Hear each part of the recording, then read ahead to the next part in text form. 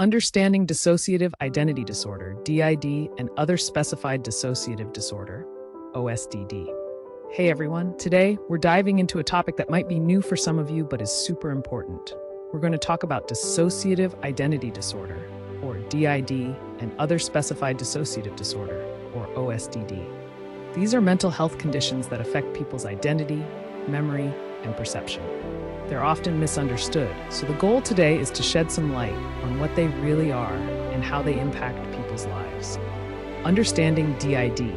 Dissociative Identity Disorder, or DID, was once known as multiple personality disorder. So if you've heard that term, that's what we're talking about.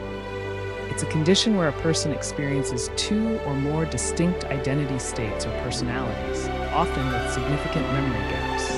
Imagine having different parts of you that might speak differently or have unique tastes. For people with DID, these distinct parts, or alters, often have their own memories and can take control at different times. This can lead to situations where someone might feel like a passenger in their own body. They might even find themselves in places they don't remember traveling to. It's like living with different channels in your mind that switch without warning. Understanding OSDD. Now let's talk about Other Specified Dissociative Disorder, or OSDD.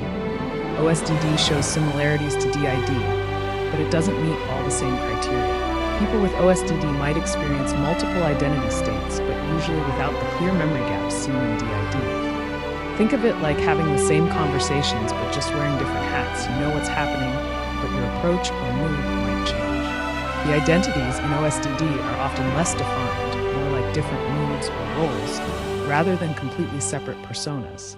With OSDD, these shifts are typically more internal and might be confused with personality quirks or mood swings rather than separate identities. It's important to remember this isn't about acting, but a genuine experience of identity variations. Key differences between DID and OSDD. So how are DID and OSDD different? Well, the big clue lies in memory and identity separation. DID usually involves those significant memory gaps times you just can't account for. In contrast, OSDD users often retain shared memories between their different states. With DID, you might notice a switch between personalities, while OSDD's differences are more blended and internal. Diagnostically, DID meets strict criteria, while OSDD is more flexible, capturing those who fall outside DID's defined lines.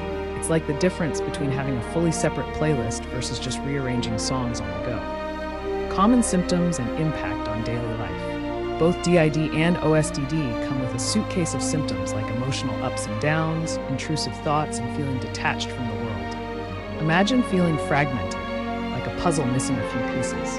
These symptoms seep into everyday life, affecting relationships, work, and how one manages emotions. Socially, someone might feel misunderstood or reluctant to trust others. Physically, chronic pain or fatigue often accompanies these conditions.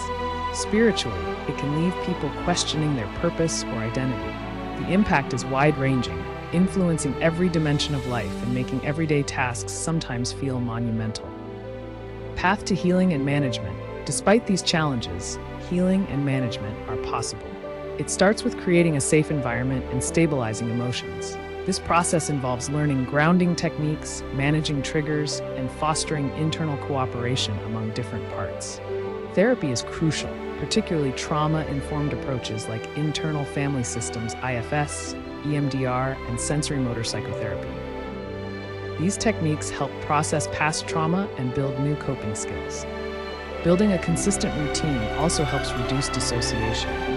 Picture using daily planners, alarms, and visuals to keep life organized, like setting up trust with oneself through predictability and routine. Structure provides a framework for healing and growth. Creative expression and self-compassion.